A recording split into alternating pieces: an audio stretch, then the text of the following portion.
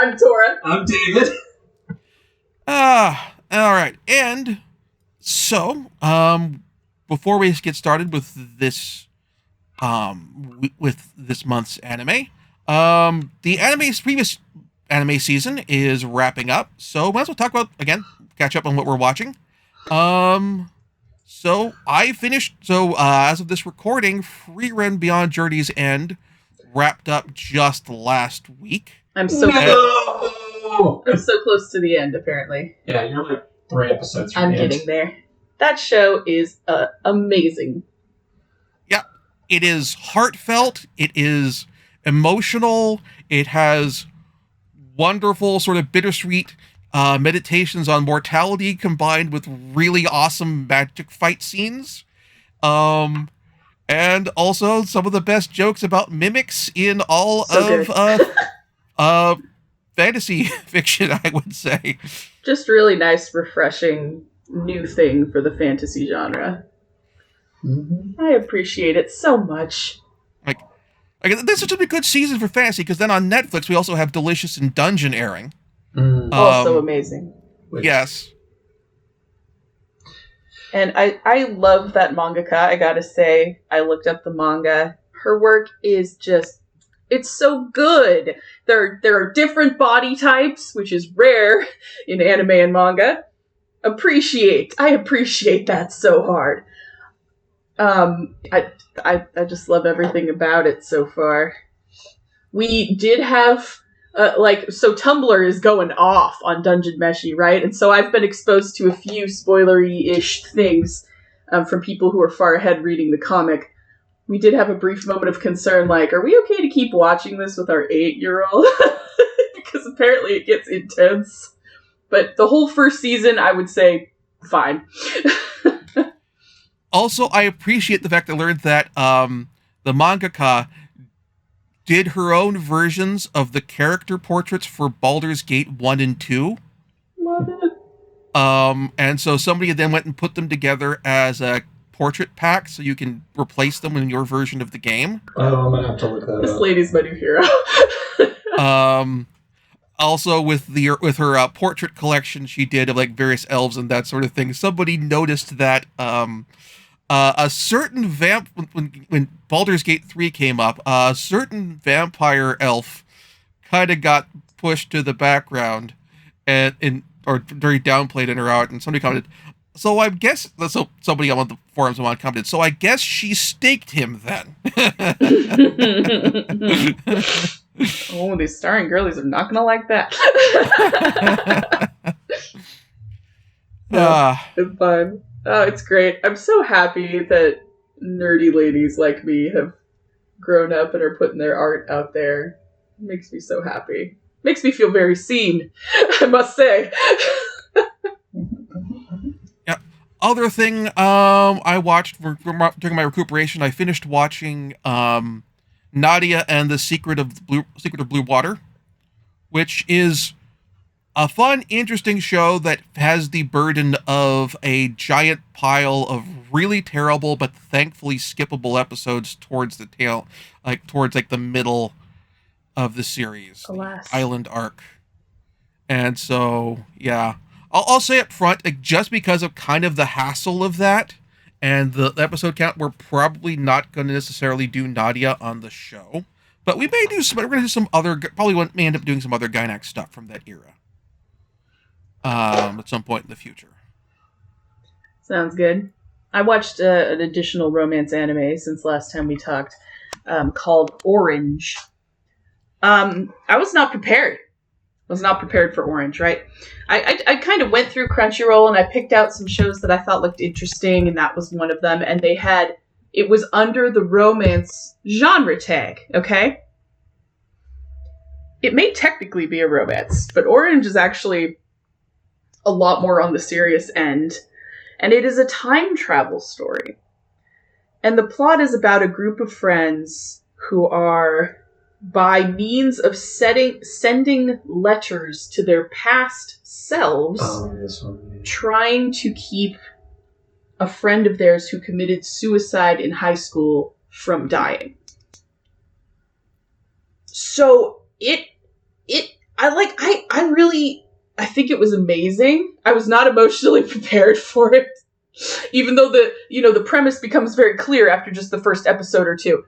But dang, it was well done. Like, it really was. So I would absolutely recommend that to anyone who is okay with a little more serious story. The show's depiction of depression and trauma I thought was also really good for an anime. Or just for media, let me put it that way.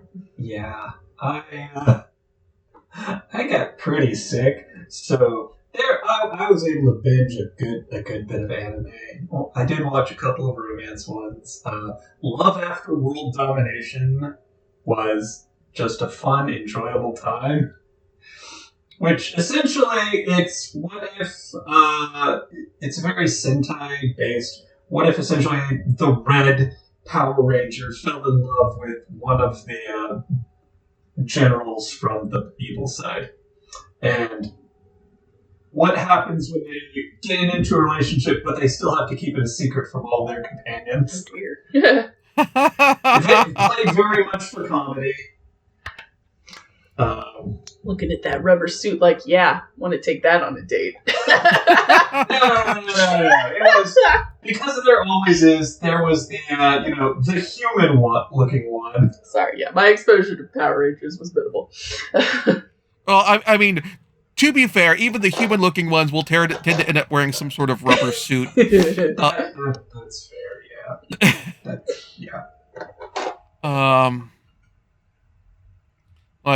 So yeah, that's the main stuff I've been watching, like that, and I finished watching Twin Peaks, or at least I should say, finished watching the second season of Twin Peaks. I'm not going to wait 25 years to finish it, but I now need to get. I got through the part that is probably the chunk that's most influential on anime, at least until people who watched Twin Peaks: The Return then start showing those influences in their work. So that was an interesting experience. It's also interesting to discuss in comparison to Nadia, because Nadia, the chunks of it which are kind of bad and filler, and where the parts where the creator, in this case Hideaki Anno, was like not involved with the work, are completely skippable. Whereas in Twin Peaks, when you get to the parts where like David Lynch is completely checked out, those parts still have like major plot relevant stuff in it, so you actually kind of still have to watch it and pay attention. Not pay attention to all of it, but there's usually like certain characters like, James is involved. James's storyline is happening. I can put the television on mute and watch something else, or not watch something else. I can put the TV on mute and read something, or look at my phone or whatever, because this story is bad and has no application in connection to anything involving Agent Cooper. But then there's the stuff involving they're developing the plots with the Black Lodge, and even a few of the things related to Nadine developing mentally regressing to high school and developing super strength does come up in the plot and that sort of thing. Oh, I got one more. I don't know if it counts, though, because it's a rewatch. I've spent a lot of my free time recently replaying Cyberpunk 2077, the video game.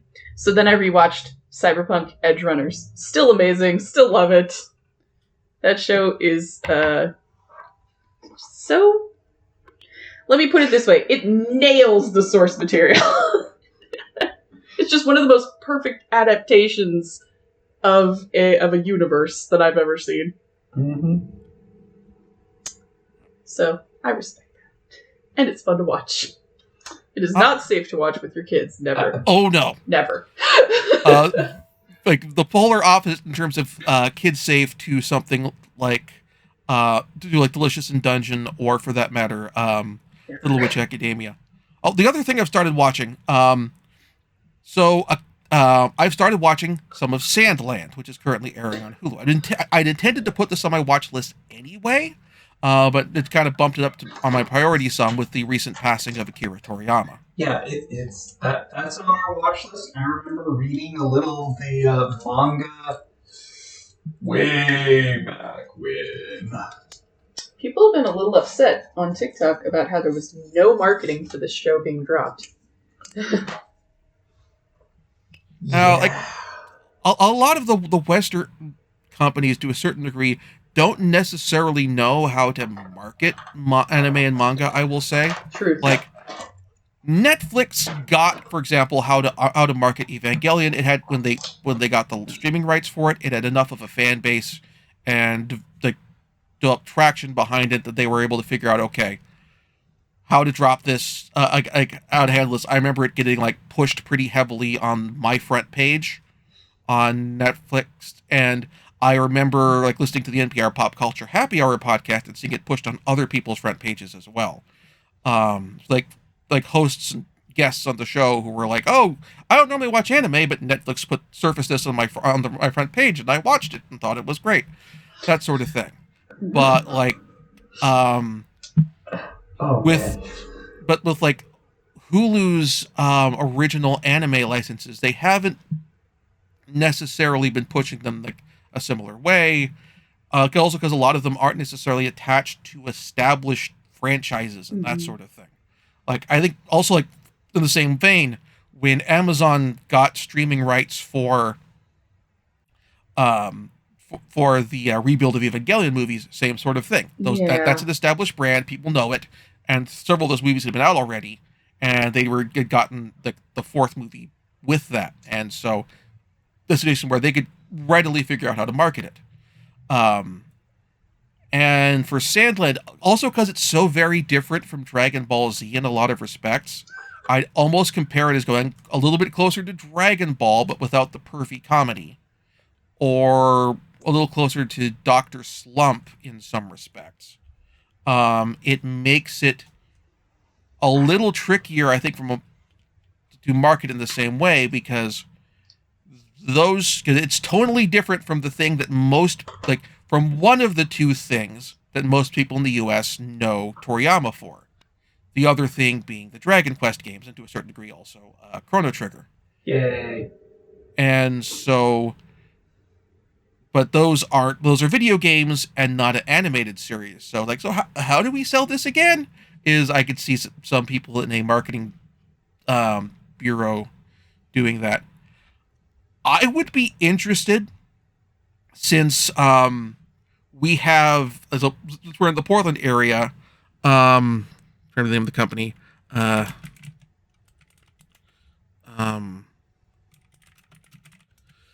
we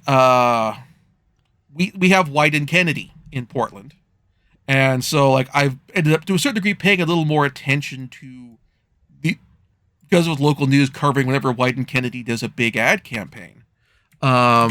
Like I remember finding out like, oh, White and Kennedy did the ad campaign for EA's Dante's Inferno game, and I had a thought in my head, what would it look like if like somebody like Crunchyroll or like that went and to somebody like White and Kennedy and said, hey, try to sell the public on Crunchyroll as a streaming service and the presentation of anime.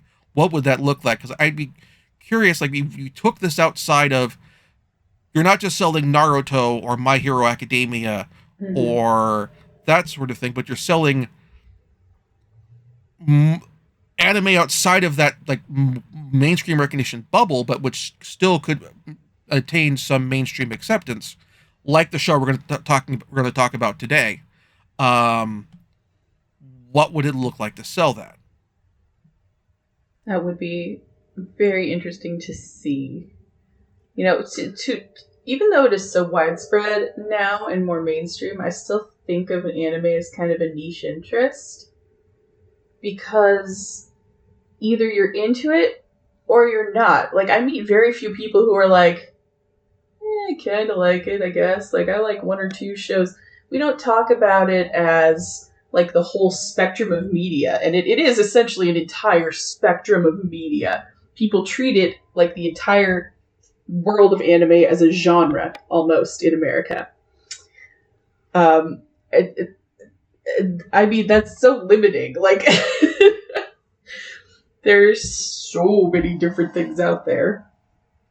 And I think because I grew up as an anime fan from the 90s into the present day, I went through that kind of phase where we were trying to find anime anywhere we could get it before it was popular, before it was coming over from Japan. We were trading bootlegs, etc.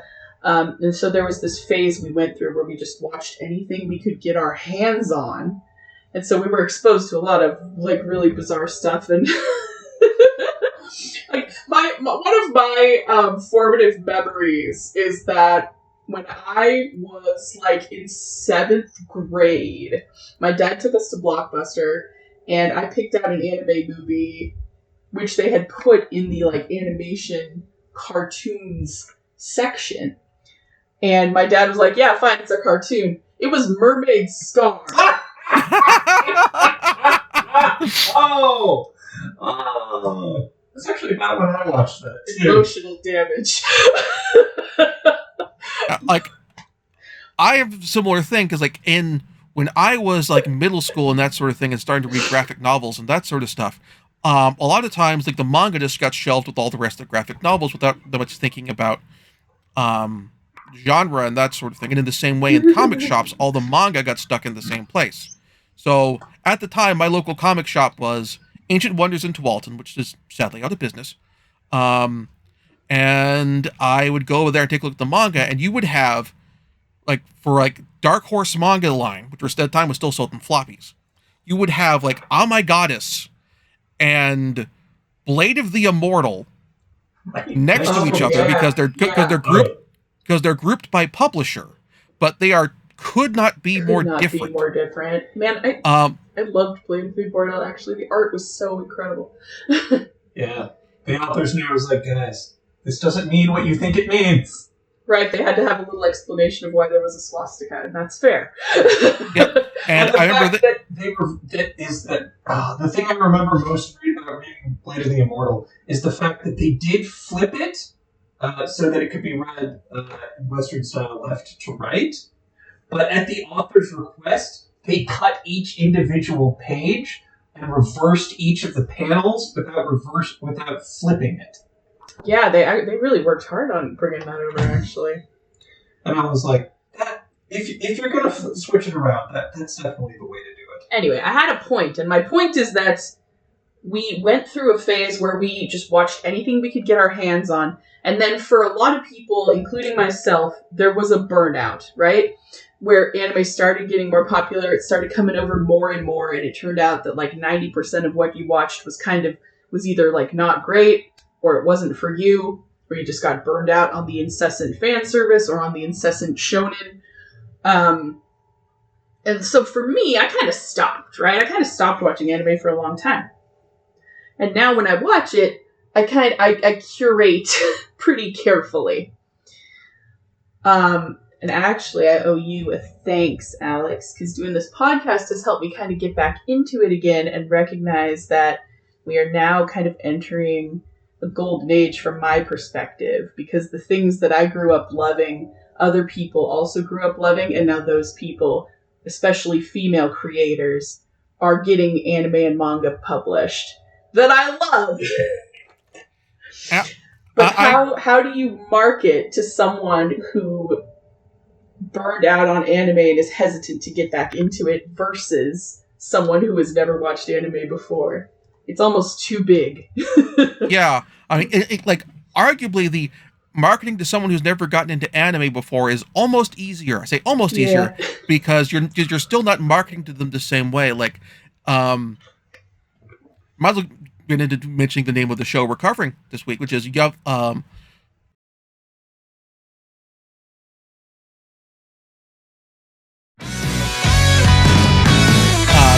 title is My Love Story with Yamada-Kun at level 999. It's also been published in terms of the manga title as Loving Yamada at level 999. And this show is, for all intents and purposes, a actually fairly conventional romantic comedy. Like, if you were to do a live action version of this, you could do this as, I don't want to downplay it by calling it a chick flick kind of situation, but where you have, but it fits some of that framework of female protagonist who has recently had a breakup and ends up meeting a new guy through a particular interest, in this case, playing an MMORPG, and with the story being the development of them building feelings for each other and it coming to terms with ultimately acknowledging those feelings. And, like, if you're, like, that is something where if somebody said to me, oh, I enjoy watching, if I ask, hey, what kind of movies do you watch and that sort of thing, and they were to give me a variety of, like popular romantic comedies and that sort of thing, I'd say, oh, this is an easy, clear recommendation, full stop. Agree. Yeah, like, Crunchyroll does have a for beginners section, but I am hesitant to recommend anyone to it because they have Kill la Kill on that, and that is absolutely not something you should watch as, like, your first anime. It's advanced. It is advanced because... Well, it depends on your level of media literacy and what you're looking for, but... Because it does play off a lot of things from other works. This is true. So I actually really like what you said about how it being kind of chick flick derived, and I agree with that. And it's because there are certain romance tropes that made its way into, like, all the 80s and 90s chick flicks that this show plays with, but doesn't lean on these tropes, right? So, for instance, it has the trope of the protagonist being a little clumsy, but when she's clumsy, it's because she chose to wear heels that day because she wanted to impress her ex, or because she got really drunk. It's not like she's just tripping over her own feet on the regular. Similarly, they have the trope happen where the female character gets sick and the male character has to take care of her, but they actually approached this in a way I appreciated, where she definitely needed the help because she had a fever and got to the point where she couldn't take in liquids, and that is absolutely a dire situation. So he has to come in and take her to the hospital.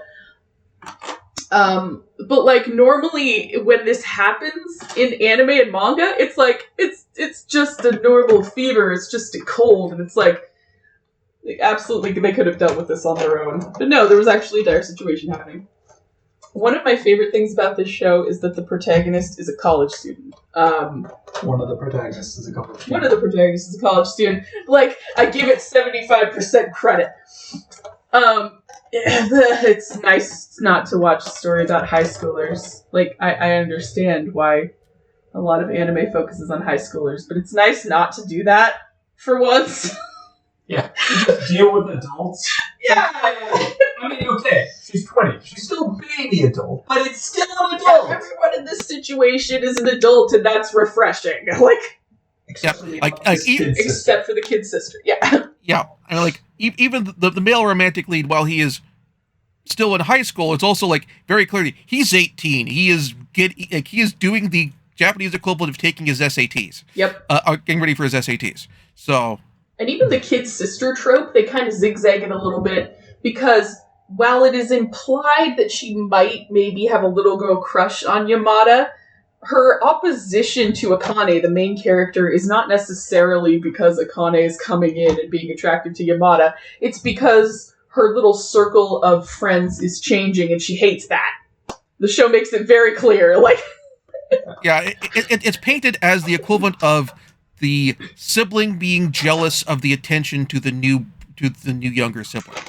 Yeah. And in that way, I found it a lot more realistic than I'm gonna hate this older pretty girl forever because she's an older prettier girl. Like, actually, the prettier part is debatable. What do you think of of Akane's best friend character? The best friend character, Momo. Oh, hello. I thought she was just an incredibly well done friend. I spent the entire time being like, oh, honey, Yeah. I realize your goal is to get married, but please tell me you have at least one other interest. I didn't like that about her, but I know there are people like that out there. So this is one of the series that actually, for my rewatch for the podcast, I also watched this with.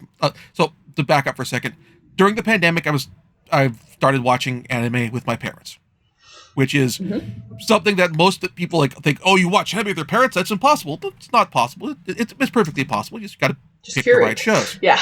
And recommendations.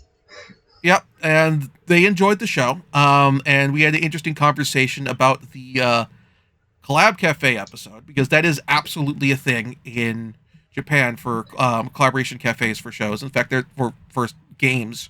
In fact, there is a chain of Final Fantasy XIV collaboration cafes. Going into that, what do you think about the other meeting the other members of the guild, like Eita and Takizo as well? I like that they gave Eita a little bit of shit for catfishing, essentially. It wasn't really. He was just playing a female avatar, and I don't know. I think they avoided making it cringy because he's like, "This is just how I am," and they were also like, "All right, yeah." The fact that he didn't act any different when he was playing his cute female online character than he does in real life. Yeah, he's just like that. Yeah, it's the exact same. The only difference was, because he was a hyperactive, little girl, I was kind of expecting that. He gets called out on a sister complex. I'm glad someone said it. Yeah, because his online avatar is based off of his little sister, who is the kid's sister character we previously to be clear, the design, not the personality.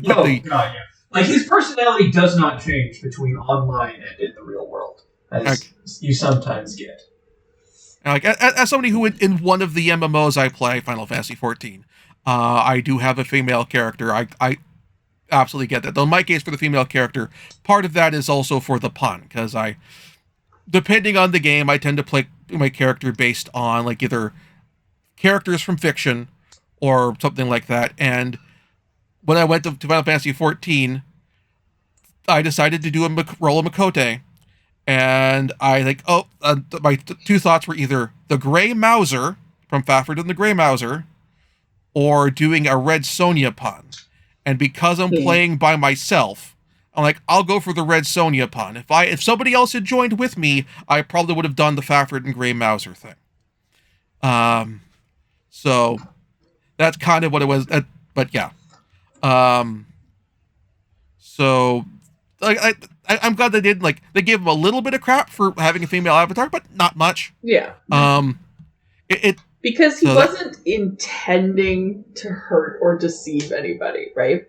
Yeah. If she had asked him flat out, by the way, are you really a woman in real life? He probably would have been completely honest, Yeah. Yeah. Whenever anyone met with someone that they hadn't previously met in real life, they did so in a well-lit public location during the day after telling their friends where they were going. Basic safety. Appreciated. Let's see. What other... the development of the romance in general was interesting, because Yamada... They did an interesting job of setting up, Yamada, the somewhat emotionally distant character at first, but also setting up where that came from over the course of the series, developing where that came from, and why these attitudes in a way that made reasonable sense. As a person who's on the autism spectrum, I definitely got the impression of Yamada being somewhat autistic coded. Mm-hmm. He did seem to be that way. In terms of how he perceived relationships, especially in comparison with his past experiences. And especially when we got to the end of the series where it sets up, part of the reason for his emotional distance is from girls wasn't just, oh, I don't understand romance, but also I had a friend who was into me and got a lot of crap for being into me, and it ended up being very emotionally hurt because of it. Like, and yeah, I had beef with the character at first because I was like, oh no, it's the sad, lonely gamer boy type. But they actually did manage to give this character a lot of nuance, because he's not sad or lonely. He may have a little trouble relating to people, but he still has a lot of friends. His classmates talk to him. He talks to them. I mean, he's incredibly popular. Yeah. I gotta say, watching this show, I was super reminded of a number of different K-dramas. Oh my gosh, right? I'm sorry. Like, especially... I cannot remember the name of it, but the one it reminded me most of was... Is it the one I watched about the professional video game team? Yeah, the professional video game team.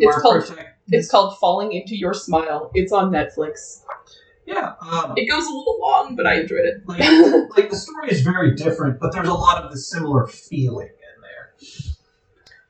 there. I also appreciated how the anime... It had a few characters that didn't understand why Akane and her guildmates are into MMOs in the first place, but it did not badmouth MMOs. It just had certain characters who was like, I don't get it, but you do you. You know? And it also didn't badmouth the people who didn't get MMOs either, because sometimes it can go absolutely the other way, which is, oh yeah, normies suck, right? And the show did not do that.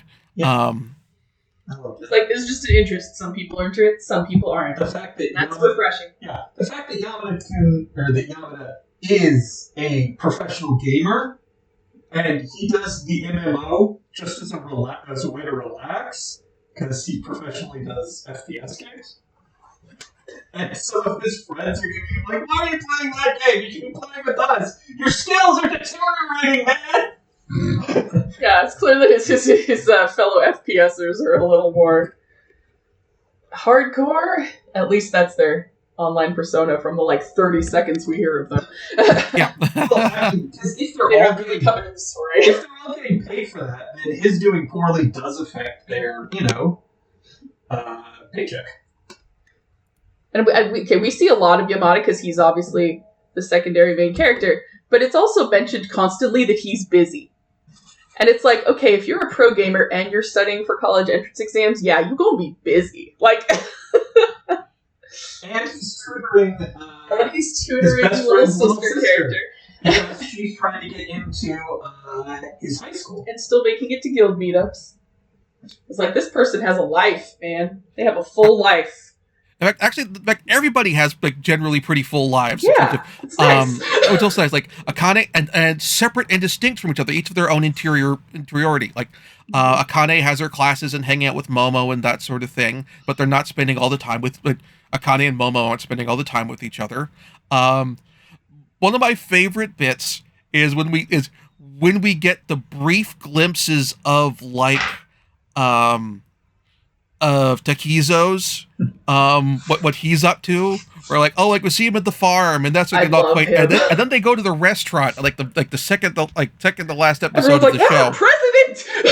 And here, gift bottle to your table of this very expensive sake. Here's a bunch more meat. Gift people That was a bunch of really expensive cuts of meat. So there's this thing in Japan where there are certain farms that grow fruit specifically that are this specific variety of grape, this specific variety of strawberry. And these fruits are so lovingly tended and hand-raised, and then they're sold for hundreds of dollars a piece. I was wondering if he was running a strawberry farm, which was that level. You know what I mean? This guy. Given the fact that so many of them look like corporate fellows, I was assuming that he ran the strawberry farm as his retirement. Yeah, maybe. That's the way I interpret it. Okay, maybe he was a big shot. He's an absolute strawberry. Yes. He's okay, I'm retire. but like it's a strawberry farm, but it's still in like downtown Tokyo. Like it's in the city. That is not a cheap place to do agriculture. It's like this man has money. This man has connections, and he's so nice. And he's the nicest person in the show. God, I love him so much because he is this older guy, but like he's absolutely one of the much younger cast. I really loved how the guild had a range of different ages in it. I thought that was great. Because this is one of the big strengths of video games, is that it can bring people together like that. People of wildly different ages and backgrounds. And then, suddenly you have this group that you would just ride or die with. Sometimes you've never even met them in person, but the bond is there. That's one of the great strengths of online gaming. I want to talk about a couple of technical things, specifically two things, right?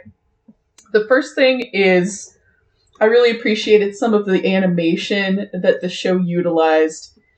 I'm thinking specifically of when Akane gets in her own head and we're having her internal monologue and she's clearly focused on things inside herself as opposed to outside of herself. The silhouettes of all of the people around her go transparent. She's on the train and all of the people on the train with her just start to go transparent and gray out because it's so obvious that they are not really part of her awareness at that moment. And I want to talk about also the way that the show demonstrates attraction between the two characters.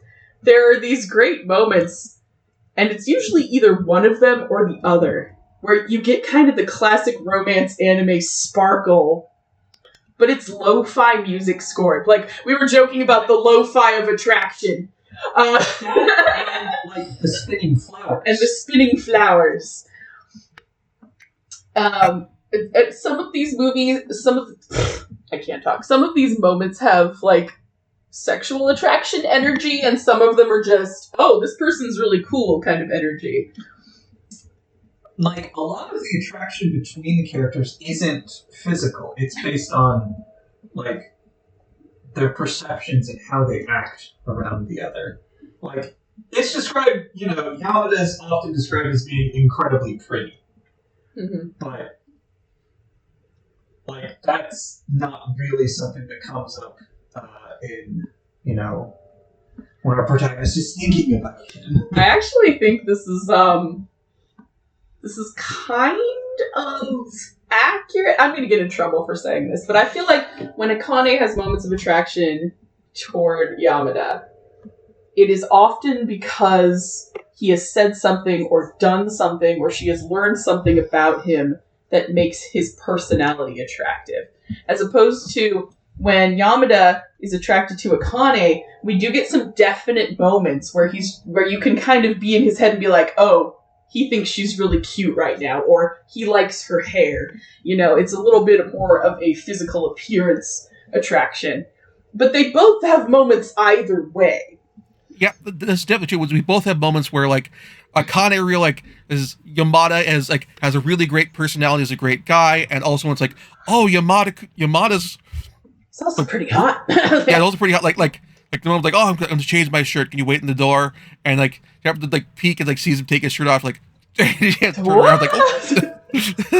How is this professional gamer student so ripped? How? When does he have time? He could just be gifted with the metabolism. It's not fair, genetics. Yeah. Also, I enjoy the interesting ways how they handle the presentation of the MMO itself. And I think that's part of the reason why in a lot of respects this show would be something that you could do in live action. But once you get in the MMO stuff, then having it be in animation works better for this the whole thing in animation works better for this respect. Both in terms of the in the game world itself and how the characters are perceiving the game and the ways that are your imagination when you're playing a game, particularly MMOs, will kind of embellish and expand on what's presented on the screen. And also then we kind of take a slightly zoomed out view, because this is a free to play, the game they're playing, it's not a Final Fantasy 14 you're paying a monthly subscription thing. It's a free to play game, paid for by microtransactions. And if you'll notice, we were talking about the old man in their guild earlier, how he just seemed like a humble farmer, and then it turned out he was a big shot. When she meets him in the game, his avatar is physically teeny tiny, and then we learn that it could grow to enormous size during combat. I love that parallel. Well, not just that, but he's rarely at the guild house because he's usually in dungeons farming. Yeah. That's what he does. He's a farmer. It's great. It's so great. Because he gets stuff and then he brings it back to the guild house and puts it into their communal chest, which Akane gets in trouble with for filling with junk. Yeah, she thought she was being helpful. I was putting it in there for the newbie players, and they point out that she's the only newbie player they have. And she feels so bad, and it's like, I have been there. Like, I really related to her in that moment. It's hard to pick up a new game with people who've been doing it for a long time. You're like, I thought this would be good, but it's really not. Yeah, like I've had those moments as well with my free company. I believe I've gotten chewed out for dumping trash in there, but it's like, but like I've got this stuff in the inventory. I'm like, should I put some of this in guild storage? What should I put? And ultimately, like, I'll just stick the crafting mats in guild in guild storage, and that I've just picked up and going through the game, that sort of thing. I'm like, they'll probably be more okay with me putting the crafting mats in there as opposed to these various weapons I picked up. Yeah, so I love that. I appreciated the design choice, actually, that the MMO characters are these cutesy little cartoon characters for everybody. Yeah, I dug that too. Yeah. But again, I've played a bunch of free-to-play MMOs like that in the past, and it fits with the kind of aesthetic of that type of game. In particular with there's the end of episode little throat omake joke thing with or like trying to customize a character. Like, I don't want to spend that much on character appearance. Oh, there's this haircut that's really cute that I can get through in-game currency, and then it turns out everyone else has got it.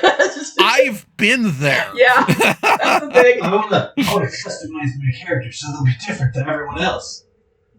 Nope. No. There was a cute little gag about you have different armor. How did you get different armor? It's like the first mission. And then they're like, actually, your armor is now better because you've fully upgraded the starter gear. Yeah. Yeah, like that is part of the reason. Like when I play Final Fantasy 14, the joke about the end game for Final Fantasy 14 is drip. It is getting the glamour prisms and getting the gear to make your character look the way you want them to, even if the actual equipment is suboptimal. These are extremely important matters. No, but even if you don't MMO game, there's we're making it sound like there's a ton of in-universe MMO jokes. There aren't actually. It's just that the bits that they did include were so true to the MMO experience. Very memorable. Yeah, they were very good. But most of the show takes place outside the MMO. No worries. Yep. Let's see. Other bits from the show that particularly liked. I feel like every romance should now use the lo-fi of attraction. I vibed with that so much. I was like, yes, play lo-fi music anytime people are digging each other. It's great. Yeah. The lo-fi... Are you suggesting it replaces the jazz of attraction? I'm absolutely suggesting that. That's enough sax jokes. Yeah, that's valid. Lo-fi beats to have a meet cute too. Exactly. Just keep it chill. Other bits. There's the other the character's name just fell out of my head. We get the other classmate, Yamada's classmate, and her ultimate confession to him. Tsubaki. I found her extremely interesting. It's almost like she was indulging in her crush, but the entire time she knew it wasn't going to happen. You know what I mean? And then she was like, okay, but the only way for me to really get over this is to just tell him about it. And she does. And I wanted to applaud. You know, I was like, especially if you know that the person you're confessing to is not into you that way, to just get it out there anyway for your own mental health, that's great, you know? And I know this stuff is really hard because it's like, it's not his fault he doesn't feel that way. And it's not her fault that he's not into her. It just is, you know? That's just something you got to deal with. And so she tried to deal with it, you know, in kind of the least painful way possible. I thought that was very mature, especially for high schoolers. Yeah. Also, the dilemma going into that of like, oh, you're confessing your feelings to somebody, but there's the risk of like you've already been friends with this person when you're confessing to them, mm-hmm. and how is this going to work out in terms of your emotional connection to this person if they say no, especially if you go into this expecting I'm probably going to get a no. Yeah. And like, I get that. and I also appreciate before that, like we have the bit in the game where we get Tsubaki and Akane teaming up together, trying to fight what it turned out to be a rare boss monster, and getting their clock cleaned, and like having the moment of connection to them, where you have our main character and who would ostensibly be their romantic rival. And like, no, actually, they get along together just fine. They get along fine. They do not talk about boys. It's great. Like, passes the benchel test with. I'm not saying I would mind if they talked about boys, but it's refreshing that it didn't go there. Like for their really significant one interaction with each other. The Bechdel test is a very, very low bar. It's a low bar, but they pass. We're always happy when things pass. Yeah, so Tsubaki gets off her computer and she's like, well, dang it. She actually is really nice and really easy to get along with. She knows what trope she should fall into, and she just doesn't have it. And that's why she is a hero. So the manga is on the Manga Mo app. I've been reading some of it. The manga's good. I'm interested to see, like, okay, how does the manga continue after where the series ends? Because I am interested to see how this character dynamic goes. Right. Both in terms of Tsubaki and Yamada, in terms of like, hey, does this friendship manage to successfully transfer from unrequited romantic feelings from Tsubaki to a stable platonic relationship, which would be a wonderful thing if they managed to have that in the manga, but also in terms of the friendship between Tsubaki and Akane, and also possibly they do like a hint of like Momo going, hey, Momo and Eita going, hey, Momo and Eita look like could be into each other. Or at least Momo's Momo has that great mental moment where she's like, that's 2 hot guys in a row. Is online gaming filled with hotties? Like, am I doing this wrong by going in the wrong places? I mean, Momo goes on, what was it, like 6 group dates in a week? Yeah. And, you know, she's like, that's too many. It is too many. That's a lot of social interaction mistakes. It is. Like, Momo's really interesting because it's clear that she's just not connecting with anyone. Because with the group dates, it is basically just a bunch of people, both genders, just coming together and seeing who you vibe with. Honestly, she's doing all the right things. Like, dating is a numbers game, ultimately. Usually. So I kind of respect her frustration when it becomes very clear that Akane has feelings for Yamada, and Akane's still kind of denying it to herself, and Momo's just like, you two have a connection! No! Tell me! You know how much I would kill for that! Yeah. Yeah, like it'll be interesting if, like, again, if the manga continues from this point, like, hey, what if Momo like, considering how, like, non-technical Momo is kind of depicted of being, like, there's actually legitimate avenue for some interesting comedy of, like, Momo going to Akane and going, hey, how do I MMORPG? How do I do this? Well, because, like, we see that Akane herself is very technologically illiterate. I love that she put an out-of-order sign on her laptop. That made me so happy. Like, when your mom is looking at your laptop, he's like, have you cleaned the keyboard? You're supposed to do You're that? supposed to clean it? Because her room is so incredibly tidy pretty much all the time that the fact that she didn't know you should clean it. I mean... Like, of course she didn't know. There are a couple of moments where the show approaches something uncomfortable while hanging on to its kind of, like, rom-com vibes.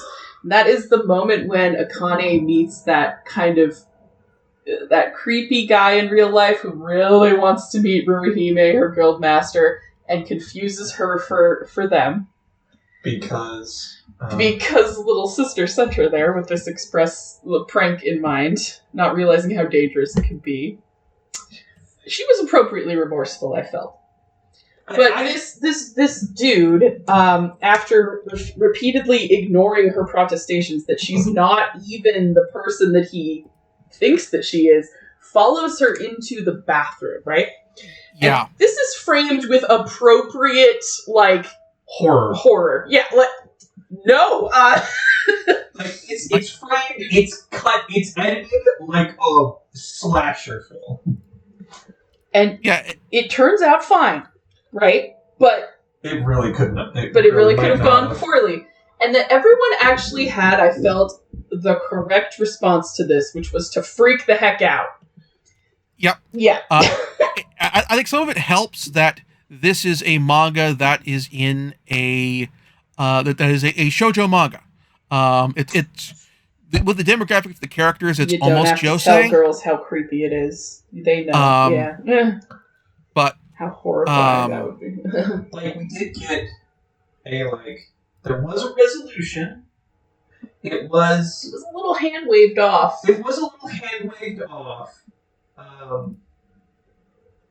But that's also kind of realistic. Like, you just want it to be done. Yeah. You know, like, okay, whatever, goodbye forever. Like, get the guy to go away. Yeah. Please don't you need to leave now. Oh, okay. like, and not just like leave now, like leave now. Like, get out. Why aren't you moving? And also appropriately chastening Runa. Yes. For her bad behavior. The boys, Eita and Yamada, clearly knew how poorly this could have gone. And they made sure that she knows. As soon as they find out what she did, both of them are, like, immediately in action. They're like, okay, we need to get there now. I would like to think that Eita had a long talk with Runa about online safety after this. Yeah. We don't see it, but I would like to think it happened. And then the second semi-uncomfortable moment is when she and Momo are at a cafe and they get joined by two guys who had been at one of Momo's blind dates. And these two guys sit with them and start talking to them and will not leave. So I'm given to understand that this kind of situation, this kind of harassment for men is actually kind of common in Japan. And worse than that, it's actually kind of commonly accepted. Like, guys coming up to women on the street and bothering them and not going away. Yeah, because, unfortunately, it's one of those societal conditioning things of you don't want to make a scene. You don't want to make a problem. And they're their predatory behavior is taking advantage of that. And it's not just in Japan. No, it's not just in Japan. But they were lucky in that Eita was absolutely willing to make a scene to get these two guys away from their table. Just willing to make a scene, willing to lay a beat down, if the case may be, based on his face. Yeah, but usually you don't have a convenient friend there. Yeah, usually. Yeah. So that's framed as kind of a Eita saving the day moment, and then Momo is, obviously attracted to that. She's like, oh, nice. Although, the other waitress at that place was also trying to get them to come in and try and help. Yeah. But Yeah. I got the impression that, like, I don't know if Eita was the manager, so to, as far as at that point, but he's certainly the senior staff in the escalation. They were letting him handle it. Yeah. Yeah, might have just been the guy on staff. Yeah, very likely. Yeah, like I did have the vibe of, look, you're going to go, or I'm going to call the cops. Yeah. So, I mean, I feel like the show handled those two situations about as realistically as one could expect, while still maintaining, it's a comedy. Yeah. And I appreciate that they didn't try to downplay the awkwardness, or in the first case, the horror of the situations. I think, like, I also think that gives it a rom-com vibe because, how do I want to put this? These situations are unfortunately not as uncommon as you might think. As one might hope. As one might hope. As one devoutly wishes. Women have to deal with this kind of thing. And so having it just be part of their lives is unfortunately realistic and gives it a sense of verisimilitude. But obviously it was not the focus of the show. So I feel I got to give them props for dealing with realistic situations that women got to deal with while maintaining a lighthearted tone as much as was possible, but not downplaying those situations. Does that make sense? Yes, it does. Again, like, with this being a shoujo manga, I don't know if the writer and artist themselves are female or not.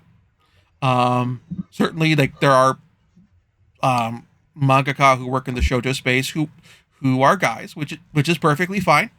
But I appreciate them having that degree of verisimilitude. So even if they're male, they're at least attentive to what the women in their lives are dealing with to present that in a meaningful way. So what do you think about the dub? I actually did watch this show dubbed for the rewatch this time, since that's how my parents prefer to watch stuff. They don't have to jump between subtitles. I thought it was pretty good. The show does a lot of little inner thoughts popping up as text. And so because it's Japanese, those go, up and down in a line. And the subtitles appearing on the top or bottom of the screen kind of broke the flow a little bit. I would have appreciated if they had those subtitles like next to the Japanese text, even if it obviously has to go horizontal instead of vertical. But that's not necessarily a dubbing issue. That is a subbing issue. It's a localization issue. A localization issue. I do think that, I didn't really have any issues with the dub. There weren't any moments where I was like, oh, this is amazing. But there weren't any moments where I thought it was bad either. Yeah, it was,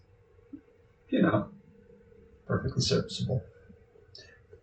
Wasn't bad. That's good. I've listened to far too many bad dubs to not just enjoy a good one.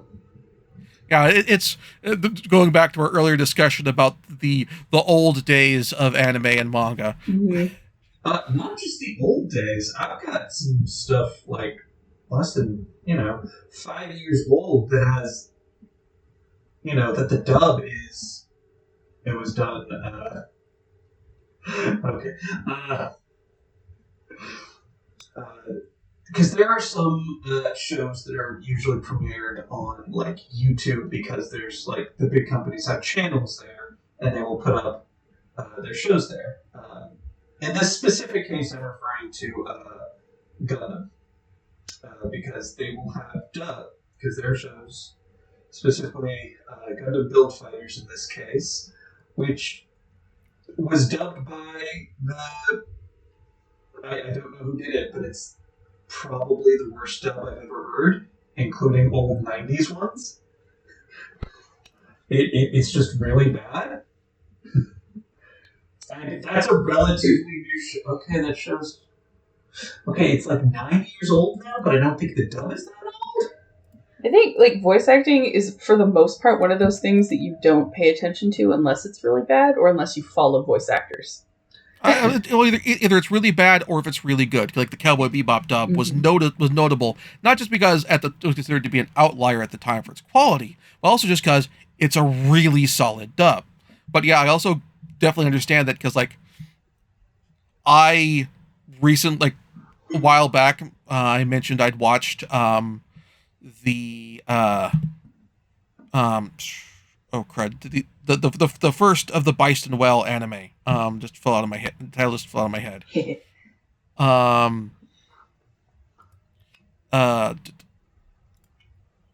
Stall for time while I try to remember the name of the work.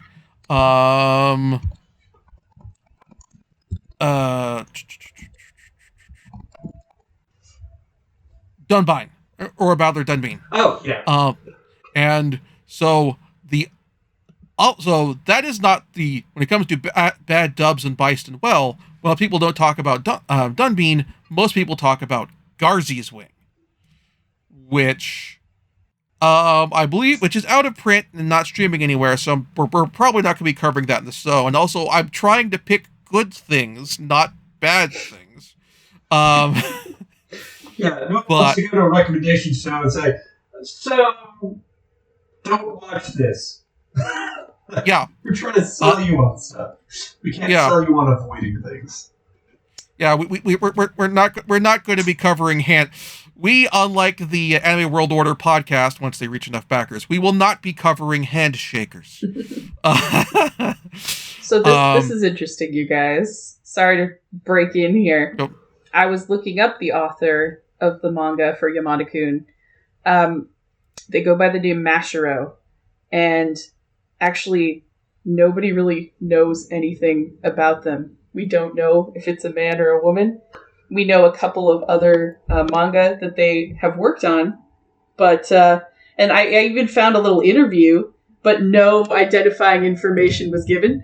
So it is a mystery. I mean, a lot of mangaka maintain a significant degree of privacy about their identity and that sort of thing. Totally some more fine. than others, and some in very different ways. For example, the mangaka who does Beast Stars is the daughter of the mangaka who does Baki the Grappler.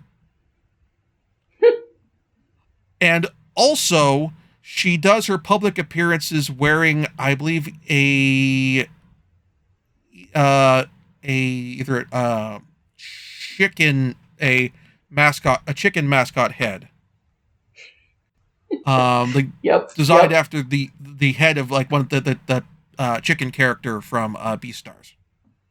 Mm-hmm. For example. And that's without getting into artists, and also the long history of artist avatar characters in their work for their little omake things and that sort of thing, as opposed to drawing their own face. Like, Rumiko Takahashi is practically the exception for when she does her little vignettes about herself, her life, and her stuff, of having herself be in there. Far more often, it is a cartoon character representing the artist to help kind of cover up their identity to a certain extent, while also letting them speak directly to the reader. I was reading, I think it was Haikyuu, actually, and they do little like funny bits in the back where they show you like some of the frames before they're cropped, like they put weird stuff in the edges of the frames. And at one point the author like draws great little picture of all of his art assistants, and then his picture is like a little like animal of some kind. Yeah. I think like the only other artist that comes to mind where they have themselves in their little epilogue bits is the writer and artist team for the current Ultraman manga. They do themselves, like they draw themselves. But otherwise, it's like like Masamune Shirao, I believe, famously has basically designed his avatar after Bieros from Appleseed at some point. He's a little robot. Yeah. Well, like a cooler robot than that, but yeah.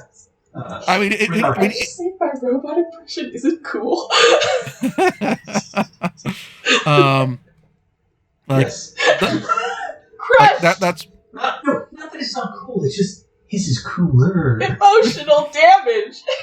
I mean, to be fair, it's Masamune Shirao, who's like his two signature things are drawing cool-looking robots and drawing pretty ladies.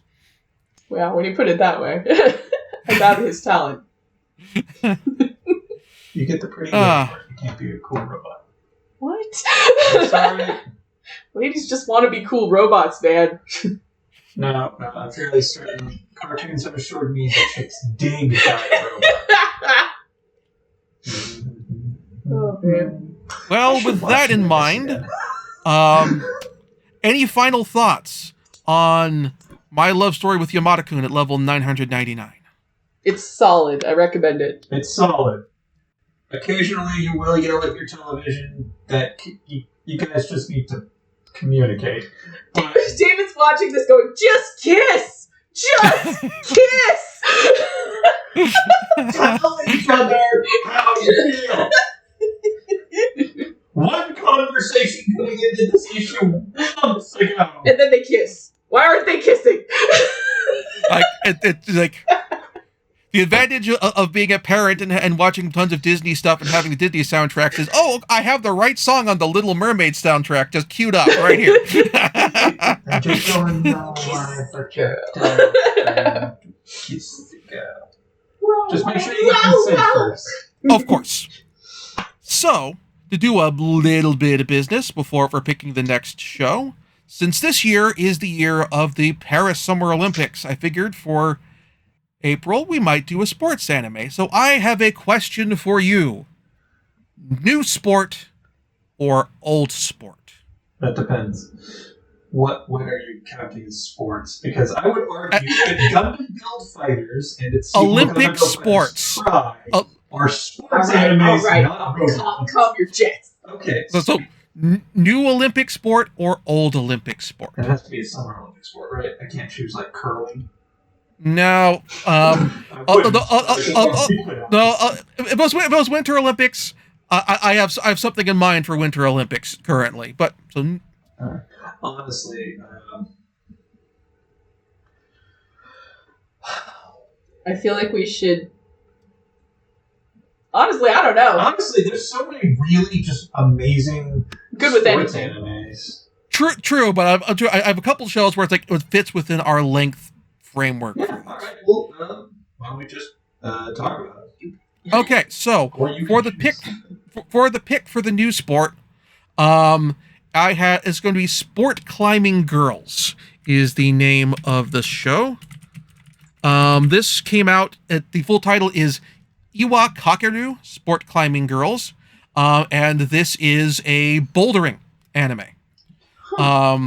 It does have some fan service to it, because the outfits that you're wearing for bouldering are kind of tight. How old are the girls? They are high schoolers. Of course they are. To be clear, both of these shows, the characters are high school. Athletes getting younger and younger. Well, also it's like sport club kind of setups in terms, and it's I understand. Yeah. I'm just tired of high schoolers being the ones with fan service. I understand. But I will say, having watched this show, I came away from it with enough of a sufficient understanding of the sport that when I watched the Tokyo Olympic bouldering coverage on Peacock that year, I was able to actually, with minimal commentary from the commentary people, get an understanding of what was going on and follow the sport very well. I had a similar experience with Haikyuu. Taught me everything I know about volleyball. And for the old sport, we're going to go with girls judo with Ippon again. Iwakakeru is on Crunchyroll. Ippon again is on High Dive. This is a girls judo anime. One of the characters is relatively new to the sport, but others of them have done this previously. This is